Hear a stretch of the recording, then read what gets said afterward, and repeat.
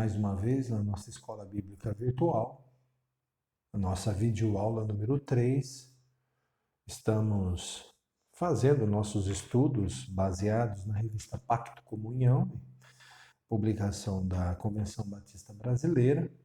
Estamos estudando os princípios batistas. Hoje vamos pensar sobre a vida cristã. Qual é a abrangência da vida cristã? Nós vamos ver na aula de hoje a salvação pela graça, as exigências do discipulado, o sacerdócio do crente, o cristão e o seu lar, o cristão como cidadão. Primeira coisa que nós vamos pensar: quando é que começa a vida cristã? A vida cristã começa em Cristo. Para nós estarmos em Cristo, Jesus promove em nós a salvação. E a salvação em Cristo se dá pela graça de Deus. Então, o que é graça? Graça é a provisão misericordiosa de Deus para a condição do homem perdido. Efésios 2:8 diz o seguinte: porque pela graça sois salvos por meio da fé. E isso não vem de vós, é dom de Deus.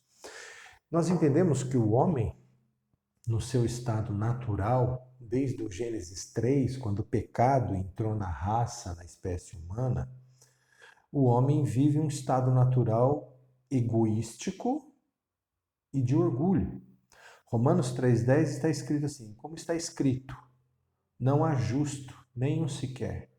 Então, a partir do momento que o pecado entrou, a partir de Gênesis 3, a gente vê o relato da queda, o homem se tornou injusto. Quer dizer, a justiça de Deus não está mais sobre a vida do homem, portanto o homem não consegue viver a justiça de Deus, entendendo que a justiça, o padrão é de Deus, não é a nossa. Então, ele está na escravidão de Satanás. O homem foi iludido pela serpente, né? Então, espiritualmente, ele está morto, separado de Deus, em transgressões e pecados. Efésios 2:21 vai dizer o seguinte, falando de Jesus, né? Ele vos deu vida, estando vós mortos nas vossas transgressões e pecados. Devido ao pecado, o homem não pode salvar-se a si mesmo. Romanos 3:23 diz, porque todos pecaram, estão destituídos da glória de Deus. A nossa condição é como a gente imaginar, a gente todo sujo, enlameado e procurando se limpar, né? Nós estamos sujos, nós não temos condições de nos limparmos. Mas Deus tem uma atitude benevolente em relação a todos, isto é, isso é graça. A graça é essa atitude benevolente de Deus em relação a nós, independente dessa condição natural, egoística, pecaminosa, orgulhosa, sob a escravidão de Satanás. João 3,16 diz o seguinte: porque Deus amou tanto o mundo que deu o seu Filho unigênito, para que todo aquele que nele crê não pereça, mas tenha a vida eterna. Então, a salvação pela graça, e a salvação, então, não é resultado dos méritos humanos. Ela emana a salvação de propósito e iniciativa divinos. Deus tem os seus propósitos em nos salvar. Deus quis nos salvar. E Ele toma a iniciativa da nossa salvação. Romanos 5,8 diz o seguinte: mas Deus prova o seu amor para conosco, ao ter Cristo morrido por nós, quando ainda éramos pecadores. Então veja, éramos pecadores quando Cristo morreu por nós. Então não há mérito em nós. A salvação não acontece em nós por méritos nossos. Não vem de mediação sacramental. Não há sacramentos que possibilitem a salvação. Inclusive nós batistas não partilhamos dessas ideias sacramentais. Na nossa teologia batista não aparece sacramento. Sacramento é algum meio de graça. A graça nos é dada por meio de Cristo através do Espírito Santo de Deus.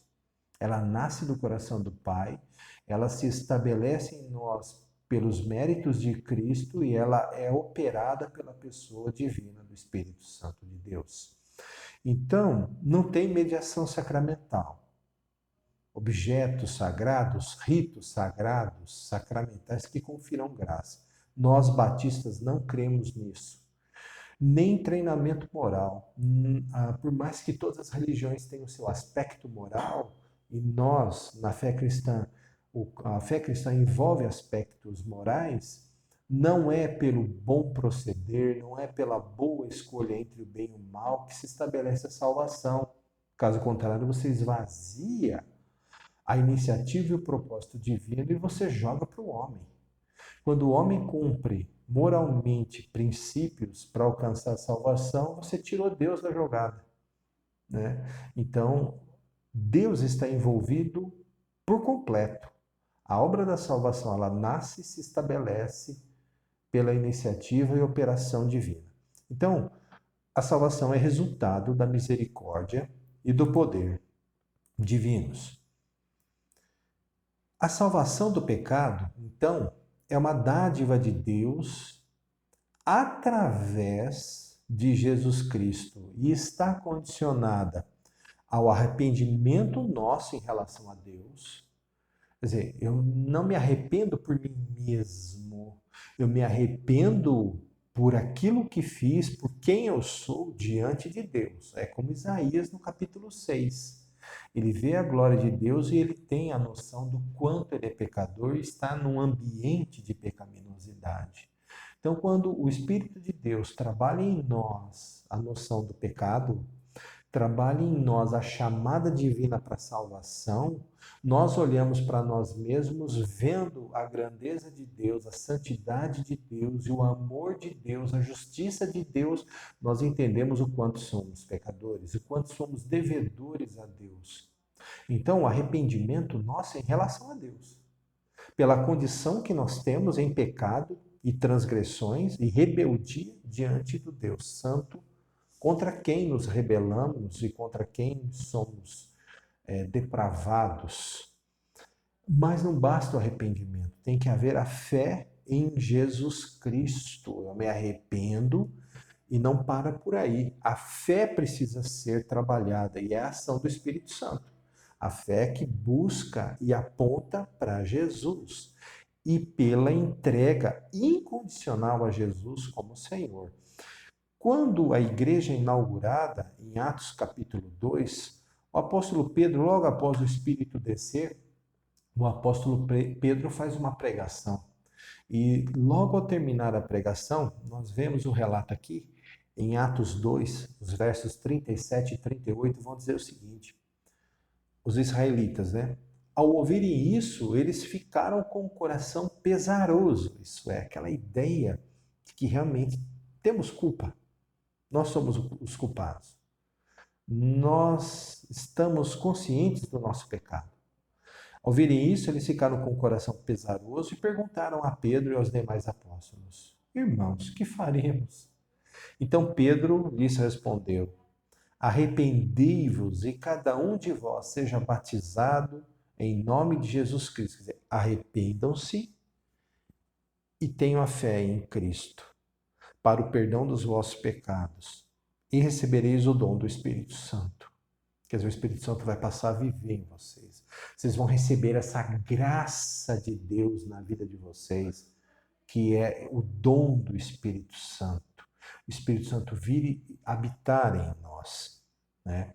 Então, a salvação é dádiva de Deus. A salvação que vem da graça pela fé, como a gente viu lá em Efésios 2:8, coloca o indivíduo numa união vital e transformadora com Cristo e se caracteriza por uma vida de santidade e de boas obras.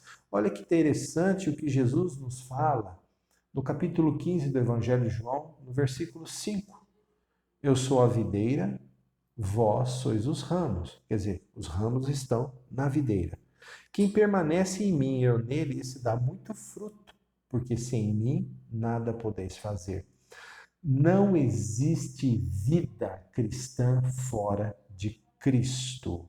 A mesma graça por meio da qual a pessoa alcança a salvação também dá a certeza e a segurança do perdão contínuo de Deus e do seu auxílio para vivermos a vida cristã. Em João 10, 27 a 30, Jesus está falando sobre as suas ovelhas, né? E ele diz assim, a partir do verso 27 do capítulo 10 de João: Estas, que são as ovelhas, né? Ouvem a minha voz. Eu as conheço e elas me seguem. Olha a relação da ovelha com o bom pastor, que é Jesus. Dou-lhes a vida eterna, quer dizer, dádiva, dom, salvação. E jamais perecerão, isto é, a obra da salvação é definitiva e permanente. Eu não conquisto a salvação, ou sou conquistado por Deus a salvação, e eu perco essa salvação. Isso não existe. Jesus está falando, jamais perecerão. Ninguém as arrancará da minha mão. Ninguém tem autoridade, nem mesmo eu tenho autoridade, de me excluir da salvação que Jesus me deu. Meu Pai, que as deu para mim, é maior do que todos, e ninguém pode arrancá-las da mão de meu Pai. E aí Jesus termina no verso 30, eu e o Pai somos um. Então, não perdemos a salvação. Vamos para o segundo ponto da vida cristã, né? A salvação pela graça, o primeiro ponto. O segundo ponto, as exigências do discipulado. Então, a partir do que estamos salvos, nós passamos a viver uma vida em Cristo. Então, é uma vida de discipulado. Jesus como Senhor e Mestre, e nós como discípulos que seguimos a Cristo, né? Jesus fala, elas ouvem a minha voz e me seguem. Então, a partir da salvação, eu não sou salvo para viver do jeito que eu quero. Eu passo a viver agora em função de Cristo.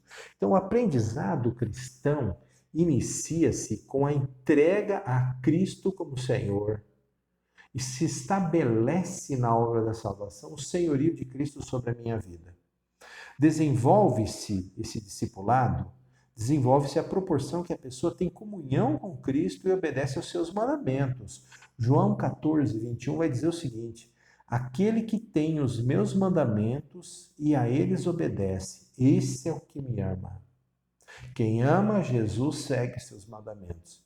E aquele que me ama será amado por meu Pai. Olha a unidade do Pai e do Filho aí de novo. Jesus trabalha muito isso no Evangelho de João. E eu o amarei e me manifestarei a ele. Então, essa obediência exige a entrega das nossas ambições e dos nossos propósitos pessoais, dos nossos desejos, à obediência da vontade do Pai. Então, nós começamos a ceder lugar daquela atitude egoística com que vivíamos antigamente, agora em Cristo, nós começamos a viver os propósitos e a vontade de Deus na nossa vida. O apóstolo Paulo diz, não sou eu, mas quem vive, mas Cristo vive em mim.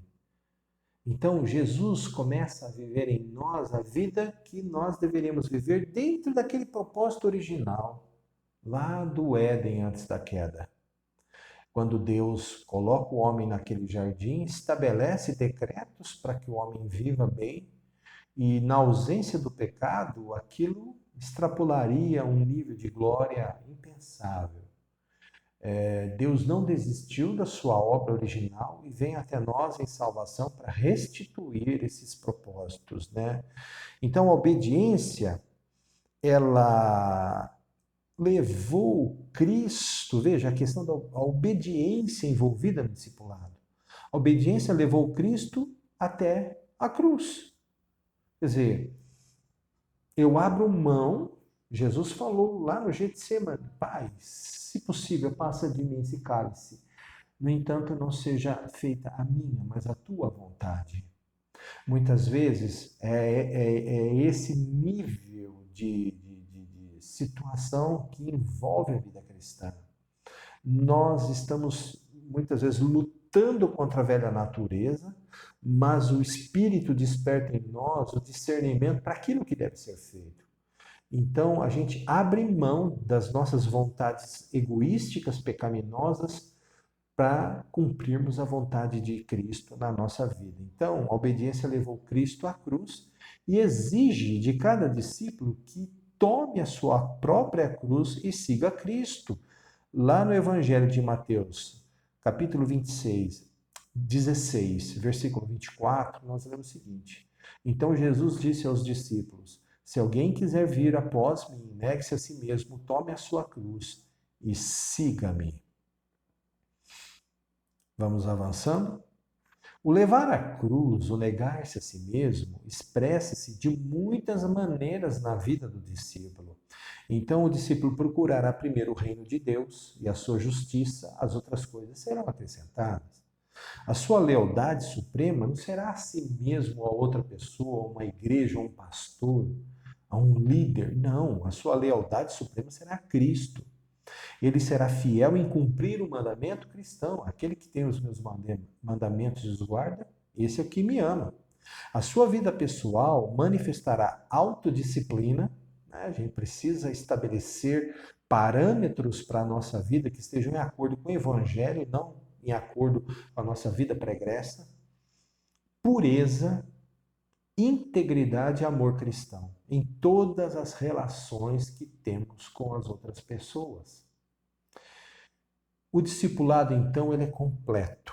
Ele abrange todas as áreas da vida do crente. Efésios 4:13 diz o seguinte: Até que todos cheguemos à unidade da fé e do pleno conhecimento do Filho de Deus, ao estado de homem feito, à medida da estatura da plenitude de Cristo. Nós vamos alcançando um nível maior que aquele que nos encontrávamos. Então, a vida cristã é dinâmica. O discipulado leva o homem a viver uma vida dinâmica. Chegamos ao terceiro ponto da nossa lição nesse dia. Nós vamos pensar sobre o sacerdócio do crente. Vamos entender melhor essa situação, né? Geralmente a gente pensa clero e leigos. E nós, dentro da teologia protestante, especialmente aqui falando dos batistas, nós temos a ideia do sacerdócio do crente. Por quê? Porque Jesus é o sumo sacerdote. Começa por aí. Debaixo de Cristo não tem mais uma pessoa humana que assuma sacerdócio definitivo como foi o de Cristo. A gente vai avançando, a gente vai entender melhor essa ideia. Então, como que a gente começa a pensar sobre o sacerdócio do crente? Cada homem pode ir diretamente a Deus em busca de perdão através de arrependimento e fé. Você vai falar, pô, mas então a obra da salvação está no homem? Não, não está no homem. O que está querendo dizer é que para sermos salvos e vivermos o sacerdócio do crente, nós não necessitamos de nenhum outro indivíduo ou mesmo de uma igreja que intermedie o nosso acesso a Deus. Quem era o sacerdote na antiga aliança para Israel? Era o homem que se apresentava primeiramente, ele se apresentava a Deus e apresentava também o povo de Israel para Deus. Nós não estamos nas noções sacerdotais das outras religiões, tá ok? Essa noção sacerdotal vem lá da antiga aliança do povo de Israel. Então, o sacerdote era esse representante diante de Deus, era a pessoa que se achegava diante de Deus, é a pessoa que chegava na presença de Deus. E lá na antiga aliança, primeiramente a figura do tabernáculo, posteriormente o templo, tinha um lugar santíssimo, o lugar em que Deus manifestava a sua vontade, se manifestava ao sacerdote, no caso, ao sumo sacerdote, que entrava lá uma vez por ano. Então, Nós não necessitamos mais de figura humana e nem mesmo de uma instituição religiosa, de uma igreja. Porque há um só mediador entre Deus e os homens, Jesus. 1 Timóteo 2,5 vai dizer o seguinte, né, o apóstolo Paulo: porque há um só Deus e um só mediador entre Deus e os homens, Cristo Jesus, homem. Então, o que acontece para que esse sacerdócio de Cristo nos leve a vivermos uma realidade de sacerdócio nosso, né? Depois de tornar-se crente, né, a pessoa tem acesso direto a Deus através de Jesus Cristo. Efésios 3, 11 e 12 vai dizer o seguinte, olha que interessante. Depois a gente vai combinar com Hebreus 10, 19 e 20. Então, Efésios 3, 11 e 12. Segundo o eterno propósito que fez em Cristo nosso Senhor, no qual, isso é, nele, em Cristo, temos ousadia e acesso a Deus com confiança pela fé que nele temos. Então, pela fé que temos em Cristo, podemos ter a ousadia e o acesso a Deus. Esse é o sacerdócio do crente. Eu não preciso mais de um homem ou de uma igreja intermediando a minha relação com Deus. O próprio Cristo me leva até Deus. E aí completa-se a ideia em Hebreus 10, 19 e 20. Portanto, irmãos, tendo coragem para entrar no lugar santíssimo, lembra do lugar santíssimo? Por meio do sangue de Jesus, olha aqui, Jesus, o mediador, pelo novo e vivo acesso que ele nos abriu através do véu. Havia um véu que separava o lugar santo do lugar santíssimo. Quer dizer, Jesus abriu o véu, isso é, através do seu corpo, o corpo de Cristo que foi entregue na cruz do Calvário. Nós temos que passar por Cristo para termos acesso a Deus. Não há outro caminho. Não há outro caminho. Então, o sacerdócio do crente se dá em Cristo. Veja, não é obra humana. Não é arrogância de um cristão dizer que ele vive o sacerdócio real, porque é Cristo, né? Então, ele entra no sacerdócio real. 1 Pedro 2,9 diz assim, olha o que Pedro fala a respeito de nós, a igreja de Cristo. Mas vós sois geração eleita, sacerdócio real, nação santa, povo de propriedade exclusiva de Deus, para que anuncieis as grandezas daquele que vos chamou das trevas para a sua maravilhosa luz, o sacerdócio real. Real por quê? Porque Cristo é rei. É na base dele, dos méritos dele, que nós temos acesso ao Pai. Então não é por nosso mérito, é mérito de Cristo. Isso lhe outorga o direito e o dever de partilhar com os homens a fé que acalenta e servi-los em nome e no Espírito de Cristo. Olha, se o sacerdote na antiga aliança, ele se apresentava perante Deus, mas ele também representava a nação de Israel, nós, em Cristo, nessa relação direta com o Pai, nós intercedemos pelas outras pessoas, nós servimos às outras pessoas pela presença do Espírito de Cristo em nós. O sacerdócio do crente significa que todos os cristãos são iguais perante Deus e na fraternidade da igreja local. Então, porque todos nós somos dependentes desse sacerdócio, o sumo sacerdócio de Cristo, Jesus nos faz iguais. Então, você é pastor, você é diácono, você é um crente da igreja, independente da sua condição na igreja, não há diferença entre nós, porque todos nós somos devedores ao sacerdócio de Cristo. Ele nos iguala. Por isso que na celebração da ceia é muito bonita, todos estão na mesa do Senhor. A mesa, esse móvel, esse dispositivo horizontal, ela estabelece o nível das nossas relações. São horizontais, todos nós somos iguais. Não existe uma escadinha dentro da igreja, né? Não existe essa de clero e leigos, né? Isso é uma ideia que vem de outras origens. Nós todos somos iguais por causa do sangue de Cristo. Avançando, Vamos para o quarto ponto, que é o cristão e o seu lar. O lar, a família, foi constituído por Deus como uma unidade básica da sociedade. Quando que começa o lar? Quando começa a família? Gênesis 1, 27 e 28, quando Deus cria o homem e a mulher. E Deus criou o homem à sua imagem. A imagem de Deus o criou. Homem e mulher os criou. Então Deus os abençoou e lhes disse: frutificai e multiplicai-vos, enchei a terra e sujeitai-a, dominai sobre os peixes do mar, sobre as aves do céu e sobre todos os animais que rastejam sobre a terra. Então é aqui que começa o lar. A família é a instituição primeira de Deus, a primeira instituição de Deus na terra.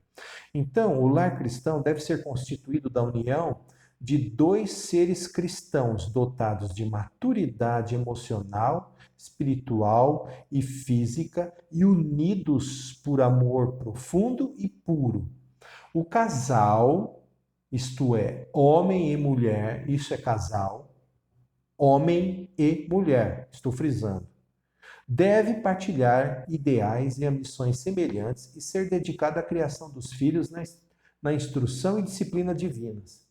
Então, Efésios 5, 22 Paulo vai mostrar na carta aos Efésios, do capítulo 5, verso 22 até o capítulo 6, verso 4, como que se dá a harmonia do lar. Olha só que interessante. Mulheres, cada uma de vós seja submissa ao marido, assim como ao Senhor. Pois o marido é o cabeça da mulher, assim como Cristo é o cabeça da igreja, sendo ele mesmo o salvador do corpo. Mas assim como a igreja está sujeita a Cristo, também as mulheres sejam em tudo submissas ao marido. Maridos, cada um de vós ame a sua mulher, assim como Cristo amou a igreja e a si mesmo se entregou por ela, a fim de santificá-la, tendo-a purificado com o lavar da água pela palavra, para apresentá-la a si mesmo como igreja gloriosa, sem mancha, nem ruga, nem qualquer coisa semelhante, mas santa e irrepreensível. Assim, o marido deve amar sua mulher como ao próprio corpo.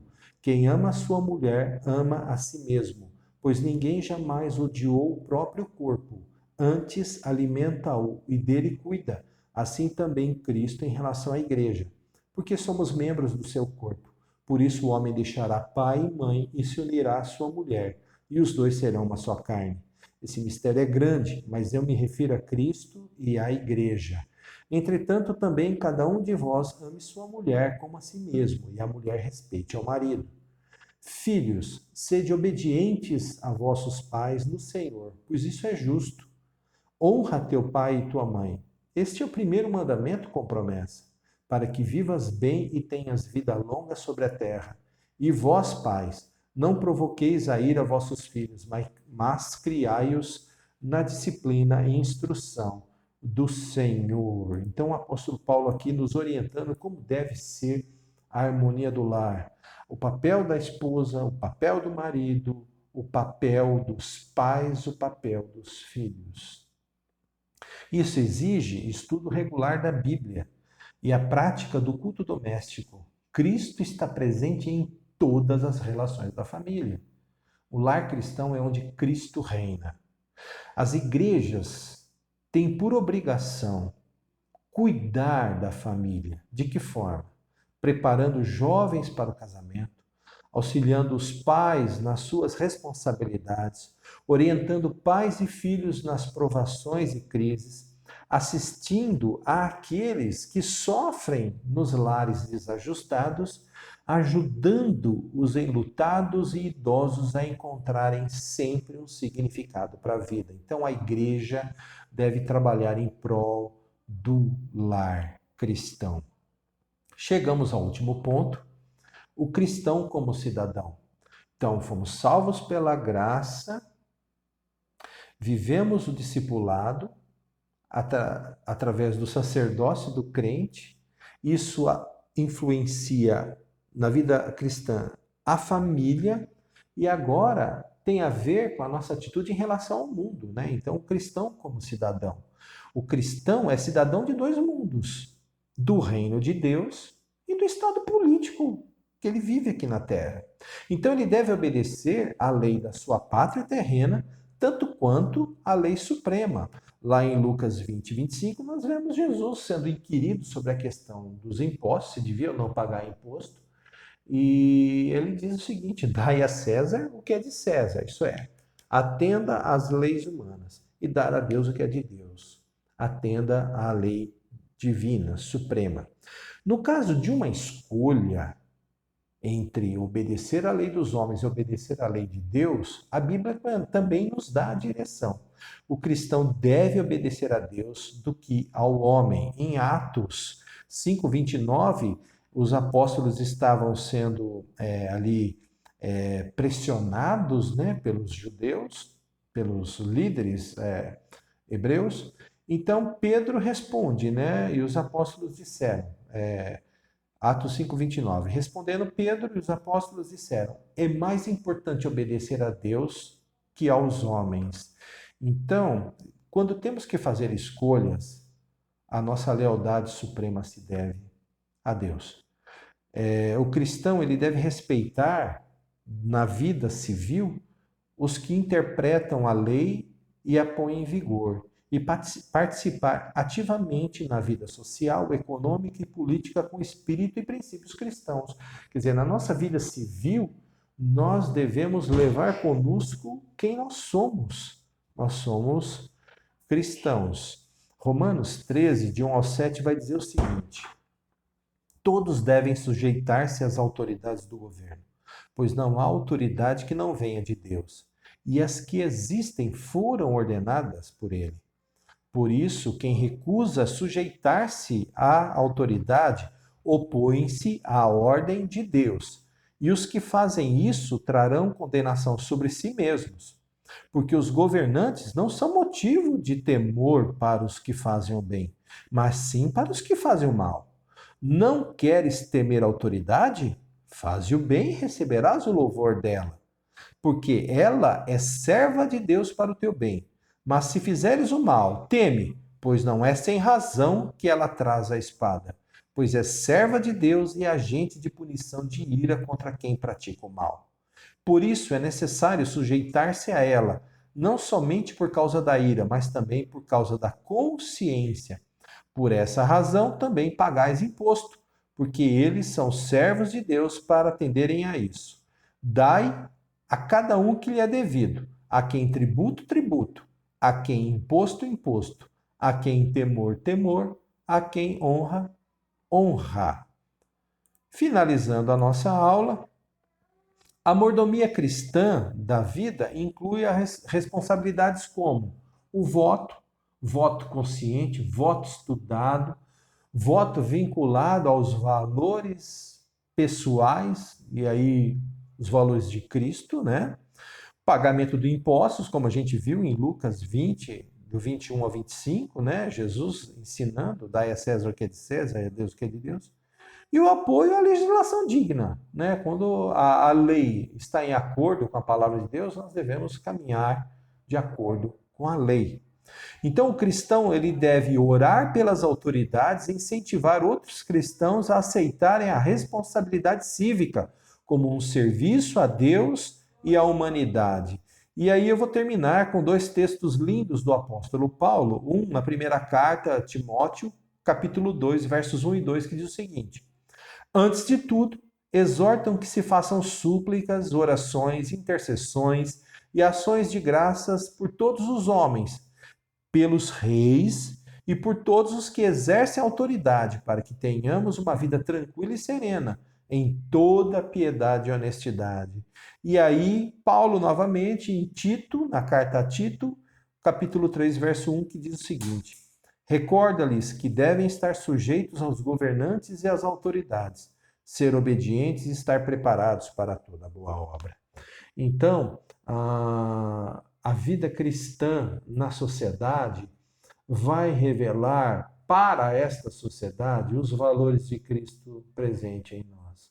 Se nós vivemos debaixo do senhorio de Cristo, na sociedade vivemos debaixo das autoridades civis, entendendo que Deus, que é Senhor sobre tudo e sobre todos, permite as autoridades que nós temos. E vamos orar agora a Deus, agradecendo esse tempo de lição, e que nós pensemos sobre todas essas coisas e andemos em conformidade com a vontade de Deus.